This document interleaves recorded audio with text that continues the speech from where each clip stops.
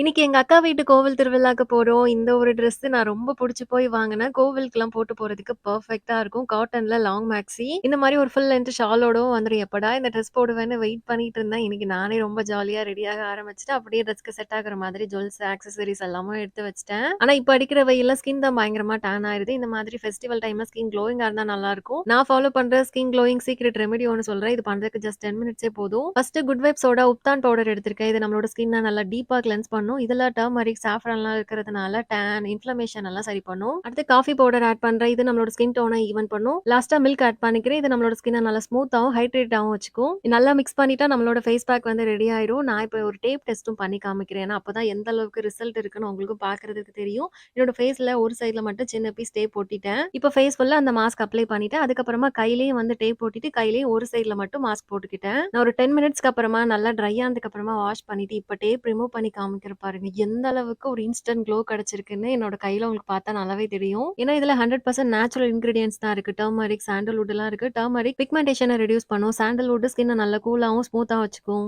ரெகுலரா நம்ம யூஸ் பண்றப்போ ஸ்கின்ன பிரைட்டாவும், ஸ்கின் டெக்ஸ்சரையும் இம்ப்ரூவ் பண்ணும். நம்ம வீட்லயே குயிக்கா ஒரு மினி ஃபேஷியல் பண்ண மாதிரியான ரிசல்ட் தான் கிடைக்கும். நான் இப்ப ஃபேஸ் வாஷ் பண்ணிட்டேன். டேப் மட்டும் ரிமூவ் பண்ணி காமிக்கிறேன் பாருங்க. ஸ்கின்க்கு எந்த அளவுக்கு ஒரு இன்ஸ்டன்ட் க்ளோ குடுத்திருக்குன்னு நல்லாவே தெரியுது. கண்டிப்பா நீங்களும் இந்த ப்ராடக்ட்ட ட்ரை பண்ணி பாருங்க. நான் இங்க ஸ்க்ரீன்ல குடுத்திருக்க QR கோட ஸ்கேன் பண்ணி பை பண்ணிக்கலாம். நான் அப்புறமா ட்ரெஸ் சேஞ்ச் பண்ணிட்டு, தலலாம் இழுத்துட்டு, ஜுவல்ஸ் போட்டு ரெடி ஆயாச்சு. இனிமே கோவிலுக்கு கிளம்ப வேண்டியதான். நாளைக்கு இன்னொரு விளாக்ல பார்க்கலாம். பாய்.